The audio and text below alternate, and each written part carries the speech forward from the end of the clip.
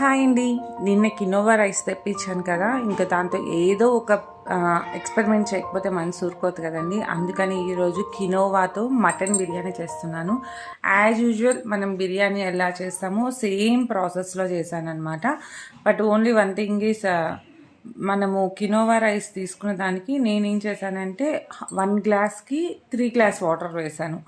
అక్కడొక్కడే mistake జరిగిందనమాట. 1కి 2 వేస్తే నార్మల్గా సరిపోతుంది. సో ఇలా వాటర్ అంతా బాయిల్ అయిన తర్వాత మనం ఆల్రెడీ నీట్గా క్లీన్ చేసి పెట్టుకున్న రైస్ని కూడా వేసేసుకుంటే ఇలా బిర్యానీ రెడీ అయిపోయింది. సో సూపర్ డూపర్గా ఉంది అని చెప్పను కానివ్వండి, బట్ ఇట్స్ ఓకే, బాగానే ఉందన్నమాట. తినేయచ్చు మనం.